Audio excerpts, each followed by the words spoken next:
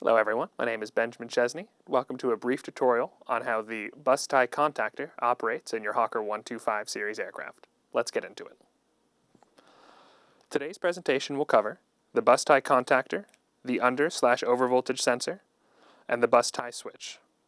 For the wiring prints used in this presentation, two shapes of the same color will show a connection between two different slides of the presentation. We begin with wiring diagram 25-8 November Alpha 5-803 Alpha. Zooming in, we can see the bus tie switch Lima Lima with a box on the left and the under/overvoltage sensor Juliet Golf in a box in the lower middle. When the battery switch is toggled to the on position and the PE bus bar is energized, power flows in through pin 2, out of pin 1, in through pin 5, and out of pin 6 of the bus tie switch, and finally arrives at pin 1 of the voltage sensor. Looking at our next wiring print, zooming in, we can see the bus tie contactor Tango in the middle left and the number 1 and 2 generator line contactors, Hotel and Charlie respectively, stacked on top of one another to the center left. With the PE bus energized, the bus tie open annunciator should be illuminated. As we power up our number 2 engine, the number 2 generator line contactor closes as the generator comes online, energizing the PS2 bus bar, providing power to pin 2 of the bus tie contactor. Looking back at our first wiring print, and zooming in shows us our bus tie switch in the neutral position. When we actuate the switch to the closed position, power flows through the bus tie switch and out through pin 4, back over to our previous wiring diagram, looking just as it did after engine 2 was powered up. The power from our previous wiring diagram flows to pin 12 of both number 1 and number 2 generator line contactors. This power flows out of pin 11 of the number 2 generator line contactor and into pin 8 of the bus tie contactor.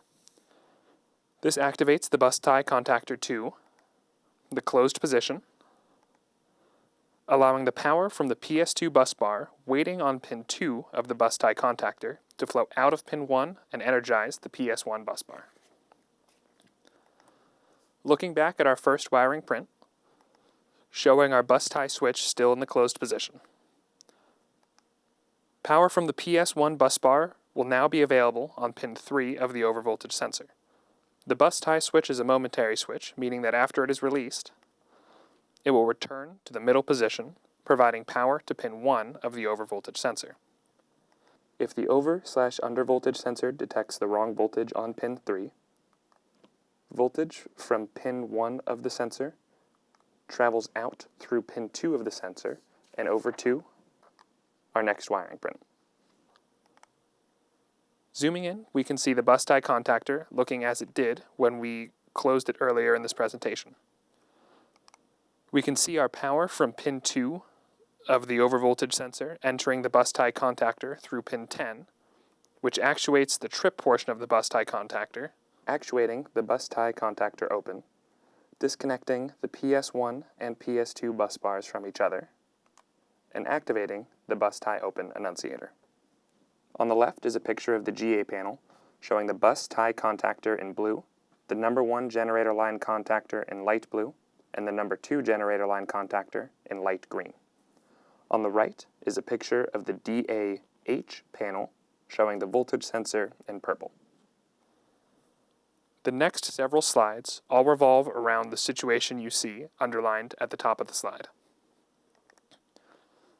Make sure to thoroughly check for popped circuit breakers in step 4 of this troubleshooting guide. I am lingering briefly on each of the slides to give you a chance to pause the video and screenshots the steps you see on screen. Make sure to take notes of your results from each step of this guide. Doing so will help the Hawker product support team assist you with any further troubleshooting. Thank you for joining us today for this brief tutorial on how the bus tie contactor operates in your Hawker 125 series aircraft. If you have any further questions on your Hawker 125 or Hawker 4000